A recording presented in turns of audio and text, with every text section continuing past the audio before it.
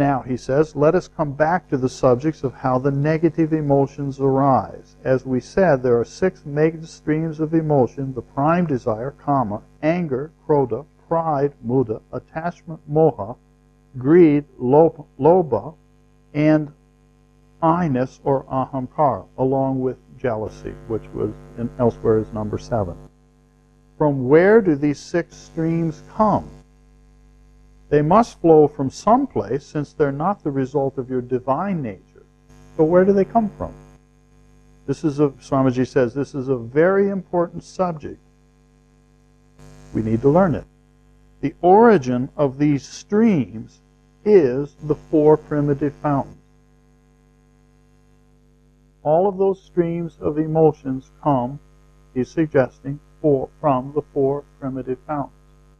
One of the very practical ways we can use that comment is to note whenever we feel any of those kinds of streams of emotions. Those are 6 or 7 words that are key emotions, but there's hundreds of other words that are subtleties of those that we all use in our common language.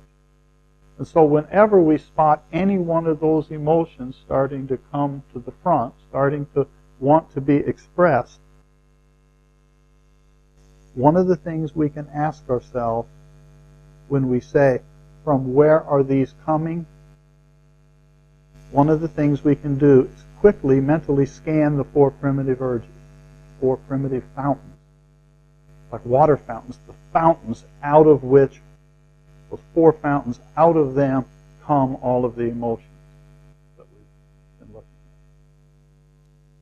at. So one of the ways to find out where they're coming from is to quickly scan them and say, how are these 4, or which of these 4 are involved in this surge of emotion?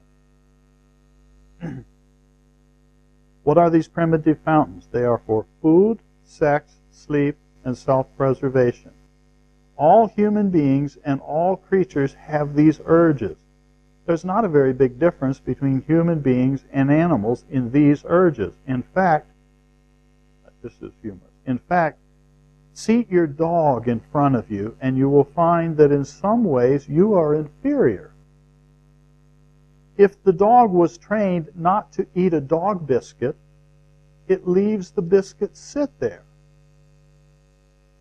But you don't have such self-control. Anytime you want, you eat.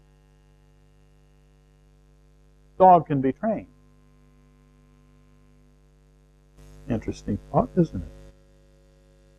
The dog can be trained, maybe we can be trained.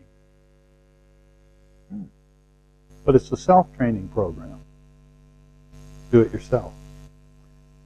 These 4 primitive fountains are the real source of all emotions. If you eat unhealthy or bad food, then how can you recreate good and positive emotions? If you eat junk food, it creates indigestion and many ill effects for your body. Then how do you expect to have creative and positive emotions? We're not talking about vegetarianism versus eating meat. Being a vegetarian is not necessary. But if you are talking about creative emotions, then you'll have to understand something. If you throw a piece of meat on the earth, it will not grow meat. It will only be a source of germs and bacteria. It is dead and lacks a certain life force. But if you throw down some grain or seeds, they will sprout and eventually grow other grains. So there is a difference in the quality of these foods, and you should think about that.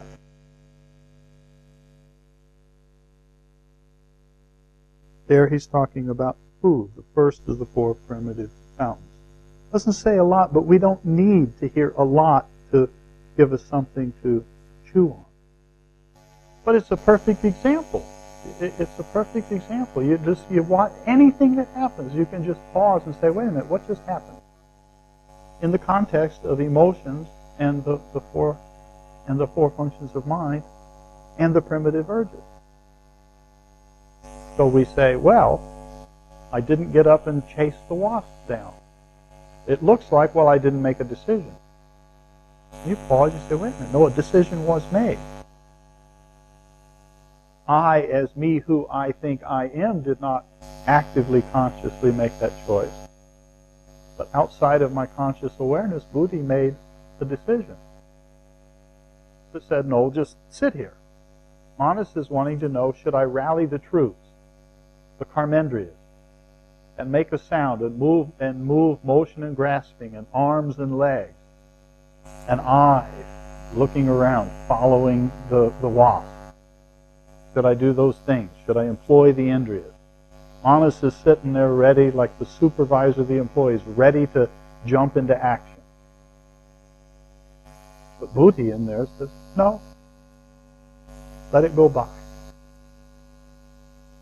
And so do any of the employees called indriyas get called into action? No. What do? The arm just comes back down. The legs just relax. The breathing goes back to normal. Because no order was given. The boss did not speak. Now let's say that there was a long time fear of wasps. Because when you were a child, a wasp bit you. And there has become this unconscious war on any wasp or bee. It's me against them because they're out to get me. Now we have the primitive urge of self-preservation. And it kicks in. And all of a sudden, we jump up and chase the wasp and trip on the camera and kick somebody else in the knee when you're going by. And the wasp goes flying off and everything else is a mess. Now, who did that? The primitive urge of self-preservation did it. Now, the way in which it did it, it formed the cloud bank of ignorance through which Buddhi has to look. Buddhi's sitting there looking out through this cloud bank of ignorance and past conditioning. So did it make a decision to jump up? Yes, well, it did. It made the decision. It's not that Manas made the decision. Buddhi made the decision. But it was clouded. It had bad data. It wasn't able to give a complete, accurate, correct decision. So if it had been able to listen more deeply, more quickly, it would have detected the fact that there's an old conditioning in there that says automatically, self-preservation, automatically jump up and chase the wasp. But the clouding would have seen that, would have not been so strong that it missed that and just acted, but it would have also heard the other part that says, no, you don't need to disturb everything that's going on. The wasp is going to fly through and just go away. Or at least let's just sit and wait. And so Buddhi would make that decision. So it's training Buddhi to watch more closely. You know, what's the job of the four functions of mind? And that's why we want to know that. So it's realizing, no, the job of Buddhi is to make good assessment, good judgment, good appraisals of the situation, so it can discern between things and then make good decisions.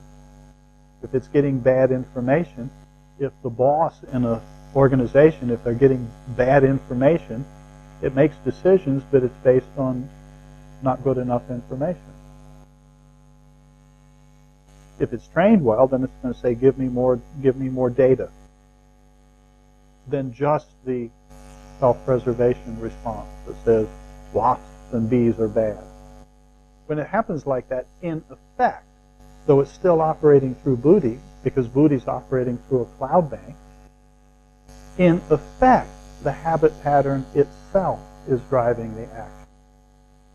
It's as if Manas is listening to that childhood experience of getting stung by the bee.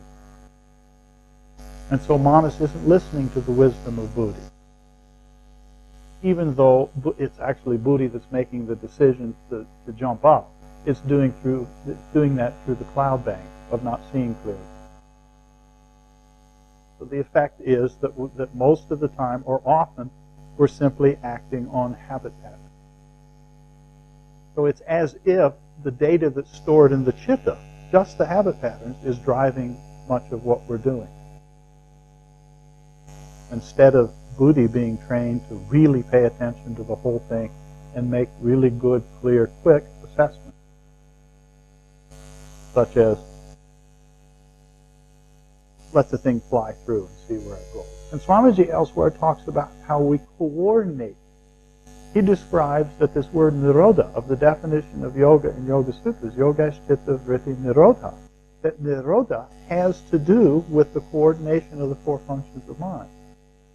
And when those four functions are really working well together, that allows the nirodha to happen, which allows the center of consciousness to be revealed.